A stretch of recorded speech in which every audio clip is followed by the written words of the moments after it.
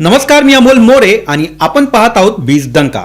आजचं आपलं खास बुलेटिन आहे पैसा पुराण, जिथे आपण फक्त बातम्या सांगत नाही तर पैशाचा प्रवास हा समजून घेतो, अर्थव्यवस्थेतील मोठे बदल उलगडतो आणि त्या बदलांचा तुमच्या खिशावर नेमका कसा परिणाम होतो हे अगदी सोप्या भाषेत स्पष्ट करतो। कारण अर्थव्यवस्था ही केवळ आकड्यांची गोष्ट नाही, ती तुमच्या EMI पासून तुमच्या घर खर्चापर्यंत, तुमच्या बचतीपासून तुमच्या गुंतवणुकीपर्यंत प्रत्येक निर्णयावर परिणाम करणारी शक्ती आहे। चला तर मग आजच्या पैसा पुराणाची सुरुवात करूया अशा बातमीने जी संपूर्ण जगाच्या अर्थव्यवस्थेला हलवू शकते।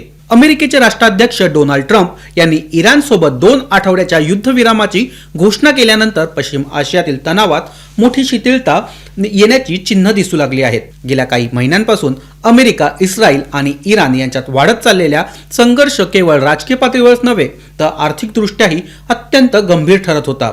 जागतिक गुंतवणूकदारांमध्ये भीतीचे वातावरण निर्माण झाले होते, कारण या संघर्षाचा थेट परिणाम ऊर्जा पुरवठ्यावर देखील होत होता। या पार्श्वभूमीवर जाहीर झालेला युद्धविराम हा केवळ राजनैतिक निर्णय नसून आर्थिक स्थैर्याच्या दिशेने एक महत्त्वाचे पाऊल मानले जाते आणि याची झलक सर्वप्रथम दिसली ती आंतरराष्ट्रीय कच्च्या तेलाच्या बाजारात। युद्धविरामाची घोषणा होताच काही तासातच कच्च्या तेलांच्या किमतीमध्ये मोठी घसरण झाली। आंतरराष्ट्रीय बाजारात ब्रेंट क्रूडचा दर हा सुमारे $109 प्रति बॅरलवरून थेट $94 पर्यंत खाली आला, म्हणजे जवळपास $15 पेक्षा अधिकची घसरण पाहायला मिळाली। काही व्यवहारांमध्ये ही घसरण $20 ते $26 पर्यंत देखील नोंदवली गेली, जी अलीकडील काळातील सर्वात मोठ्या घसरणीपैकी एक आहे। अमेरिकेचा WTI क्रूड देखील याला अपवाद ठरला नाही, तो सुमारे $96 पर्यंत खाली आला। या घसरणीमागील मुख्य कारण म्हणजे बाजारातील रिस्क प्रीमियम कमी होणं। जेव्हा युद्ध किंवा तणाव वाढतो तेव्हा पुरवठा खंडित होण्याची भीती ही वाढते, यामुळे किमती वाढतात। पण युद्धविरामामुळे ही भीती काही प्रमाणात कमी झाली आणि बाजारात लगेचच प्रतिक्रिया दिसून आली। येथे एक अत्यंत महत्त्वाचा घटक समजून घ्यायला हवा। स्ट्रेट ऑफ हॉर्म्यूज ही समुद्रधुनी जगातील सर्वात महत्त्वाच्या तेल वाहतुकी मार्गापैकी एक आहे। अंदाजे 20% जागतिक कच्चे तेल हे या मार्गाने वाहतूक होते। जर या मार्गावर अडथळा निर्माण झाला तर जागतिक पुरवठा साखळी कोलमडू शकते। संघर्षाच्या काळात या समुद्रधुनीवर हल्ल्याची किंवा अडथळ्याची भीती निर्माण झाली होती, यामुळे तेलाच्या किमतींमध्ये जिओपॉलिटिकल प्रीमियम जोडला गेला होता। मात्र युद्धविरामानंतर हा धोका आता कमी झाला आहे, यामुळे किमतीवर दबाव आला। या आधीच्या काही महिन्यात परिस्थिती अगदी उलट होती।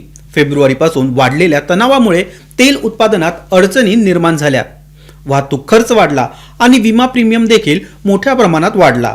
याचा परिणाम असा झाला की मार्च महिन्यात तेलाच्या किमतीमध्ये 50%हून अधिक वाढ झाली। या वाढीचा परिणाम जगभरातील महागाईवर झाला। अनेक देशांमध्ये इंधन दर वाढले, वाहतूक खर्च वाढला आणि वस्तूंच्या किमती या देखील वाढल्या। पण आता चित्र काही प्रमाणात बदलताना दिसत आहे।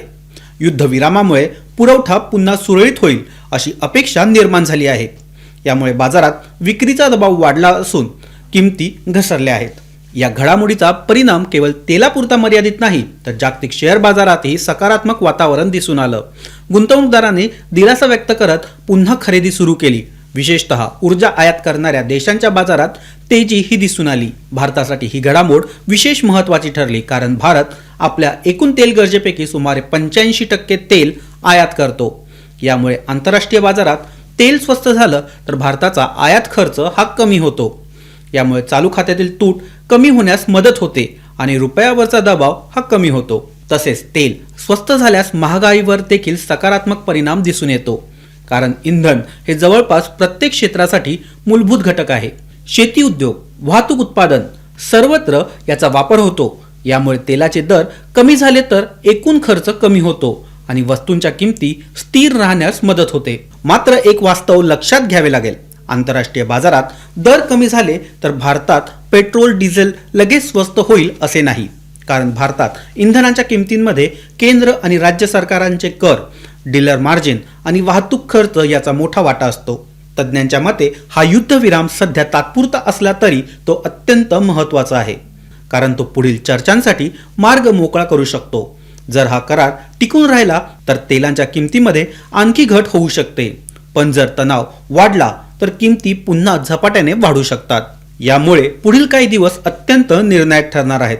गुंतवणूकदार, सरकारे आणि उद्योग क्षेत्र सर्वजण या घडामोडीवर बारकाईने लक्ष ठेवून आहेत. एकंदरीत पश्चिम आशियातील तणाव कमी होण्याच्या संकेतामुळे सध्या जागतिक बाजारात दिलासादायक वातावरण निर्माण झाले आहे. पण ही स्थिती किती काळ टिकेल हे येणारा काळच ठरवेल. आता तेलाच्या बाजारातून थेट वळूया त्या गुंतवणुकीकडे जी संकट काळात लोकांना सर्वात जास्त सुरक्षित वाटते. होय, आपण बोलत आहोत सोनं आणि चांदीबद्दल. एप्रिल 2026 मध्ये सोनं आणि चांदी यांच्या दरात पुन्हा एकदा तेजी दिसून येत आहे.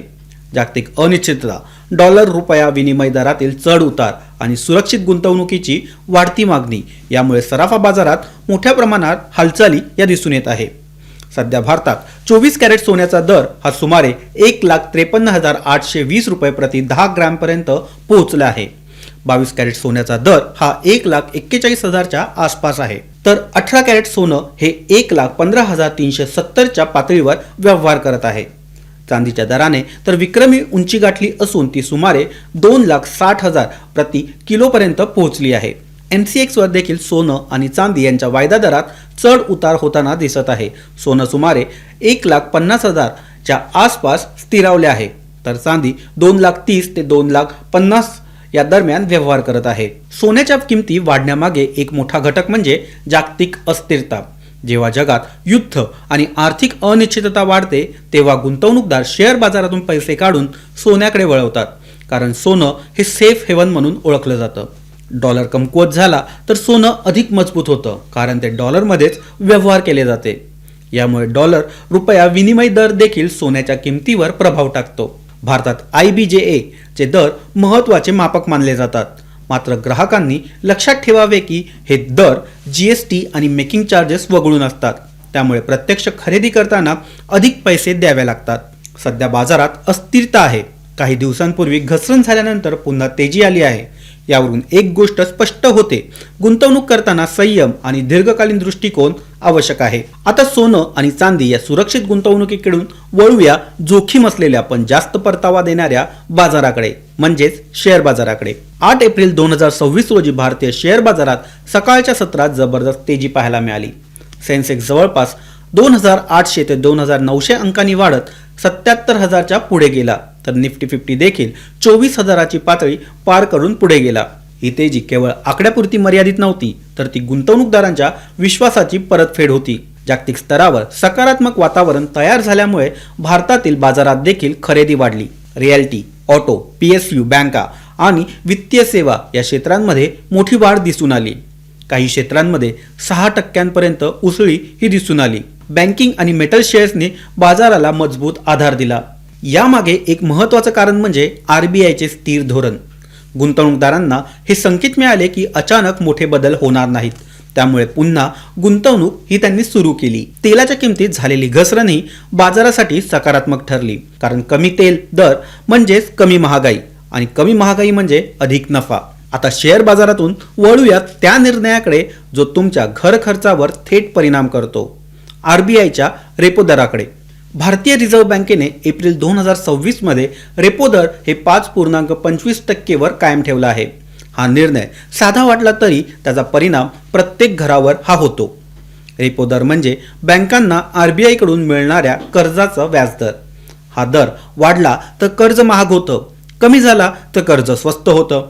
उदाहरणार्थ 20 लाखांचा गृहकर्जावर फक्त 1% दरवाढ झाली तरी EMI काही हजारां रुपयांनी वाढतो. यामुळे दर स्थिर ठेवणे म्हणजेच कर्जदारांसाठी मोठा दिलासा आहे. महागाई नियंत्रणात ठेवण्यासाठी देखील रेपो दर हा महत्त्वाचा असतो. दर कमी असेल तर खर्च वाढतो, जर दर जास्त असेल तर खर्च कमी होतो.